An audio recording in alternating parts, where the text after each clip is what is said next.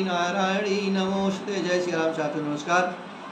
साथियों, astrologer JK. राय के YouTube channel पर आपका स्वागत है। साथियों, इस वीडियो में आपको हमारा शीर्षक है मंगल से अमंगल क्यों। एक ज्योतिषी हुए जगजीवन दास गुप्ता जी, उन्होंने एक शीर्षक से लिखा कि मंगल से अमंगल क्यों।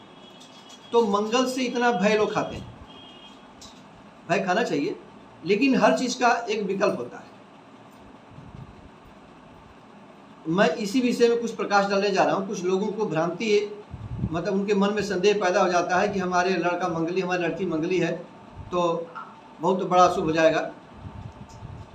इस विषय में आपको कुछ छोटी मोटी जानकारी दूंगा आपको, जो हमारी जितनी हमको जानकारी है कि मंगल का प्रभाव कब समाप्त हो जाता है, कब मंगल प्रभाव नहीं लगता है।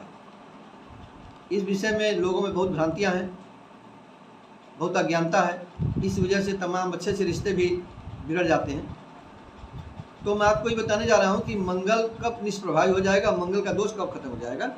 यदि आप हमारे चैनल पर प्रथम बार उपस्थित हो रहे हैं अथवा हमारे वीडियो पहली बार देख रहे हैं, कृपया हमारे चैनल को सब्सक्राइब कर लें, बगल में बेल आइकन की प्रेस कर लें, जिससे आपको नई नई बातें समय से पता चलती रहे, आप उनका लाभ उठाते रहें। साथियों, अक्सर देखा जाता है, एक हमारे संस्कृत में श्लोक आता है विवाह संबंध में या मंगली इत्यादि के संबंध में, लग्ने व्यय च पाताले जामित्रे चाष्टमे कुजे कन्या भर्त विनाशाया भर्ता कन्या विनाशदा।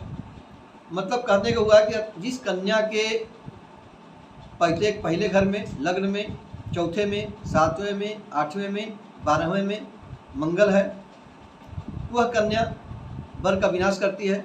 और वही सेम स्थिति अगर वर के कुंडली में है तो वह कन्या का विनाश करता है। एक साधारण फार्मूला हो गया। तो साथियों, इसी विषय पे आपको मैं चर्चा करने जा रहा हूँ। लेकिन यदि मान लीजिए किसी के वर्ग के चौथे स्थान पर मंगल है, उसी चौथे स्थान में अगर कन्या की मंगल हो गया तो बैलेंस बराबर हो गया, पावर बराबर हो गया, तो अशुभ प्रभाव समाप्त हो गया। इस तरह से कब कब वो अशुभ प्रभाव समाप्त होगा, इन्हीं विषयों में इनको अब बताऊंगा ताकि आपका इस मार्गदर्शन हो सके। तो जैसे पहली बात ये हुई कि जैसे कि मंगल पापी ग्रह हुआ, किसी कन्या के 7वें भाव में मंगल बैठा हुआ है। विवेचना करते समय किसी वर का कुंडली आई तो 7वें भाव में जहां कन्या का मंगल बैठा हुआ है, वहीं पर वर की अगर कुंडली में सूर्य है, शनि है, राहु है, केतु है, ये जो पापी ग्रह हैं, ये अगर बैठे हैं तो बैलेंस बराबर हो गया। सिर्फ मंगल की आवश्यकता नहीं है, मंगल के अलावा अगर ये भी ग्रह बैठे हैं तब भी ये बैलेंस बराबर हो जाता है।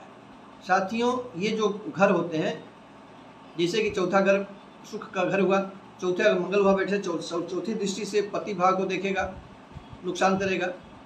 7वां भाव पति का भाव होता है या पत्नी का भाव होता है, 8वां भाव आयु का भाव होता है। तो दृष्टिपात करने की वजह से अशुभ प्रभाव पड़ते रहते हैं। तो अभी मंगल नहीं है, आप लोग, हम सभी लोग, हम इसमें चर्चा करते हैं कि हम सिर्फ मंगल का नाम ले लेते हैं। सिर्फ मंगल ही इसमें प्रभावशाली नहीं है।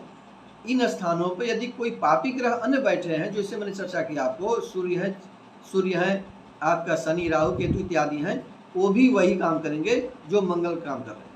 इसलिए ज़्यादा भ्रमित होने की आवश्यकता नहीं है। तो यदि उन स्थानों पर, जिस स्थान में मंगल बैठा हो, उस स्थान पर यदि आपने आपकी कुंडली अपोजिट साइड की कुंडली में यदि कोई पापी ग्रह बैठा है तो वो भी उसका दुष्प्रभाव खत्म हो जाएगा। साथियों, उसके साथ साथ जैसे मेष राशि का मंगल लग्न में है, वृश्चिक राशि का मंगल चौथे भाव में है, मकर का 7वें भाव में है, कर्क राशि का मंगल 8वें भाव में है, अथवा धनु राशि का मंगल 12वें भाव में हो, तो मंगल दोष क्षीण हो जाता है। ऐसा मुहूर्त पारिजात नामक धार्मिक ग्रंथ कहता है। अजय लग्ने व्यय चापे पाताले वृश्चिके कुजे दुने मृगे कर्की चाष्टो भौम दोषो न विद्यते। यह मुहूर्त पारिजात का श्लोक है। उसका व्याख्या मैंने पहले आपको बता दिया।